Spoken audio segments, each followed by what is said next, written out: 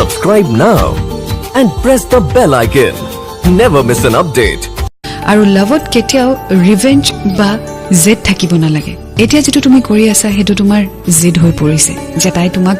কব লাগিব তেতিয়াহে তুমি তাক ক্ষমা কৰিবা well maybe she found someone maybe she fell in love with someone আৰু তাই মুভ অন কৰিছে well তোমাৰ লগত যি হল হেয়া বেয়া হল but that doesn't mean যে তুমি হেতু কথা লৈ বহি থাকিবা আৰু তুমি আগুৱাই না যাবা লোকসানটো তোমাৰ হ'ব ৰাইট কষ্ট তুমি পাই আছা আৰু তোমাৰ কোনো অধিকাৰ নাই এতিয়া যে তুমি তাইক আকো লগ পোৱা তাই যি কৰিলে তুমি তো তাই নহয় ন সো তুমি তোমাৰ ভালটো দেখুৱা তুমি কিমান ষ্ট্ৰং হেতু দেখুৱা তুমি এক্সাম্পল দিয়া তাই গুছি গৈছে তাই হ্যাপি আছে so you should be happy you should move on and fall in love again but this time be careful এইবোৰ এটা চ্যাপ্টাৰ হয় লাইফৰ যি আমাক বহুত কথা শিকায়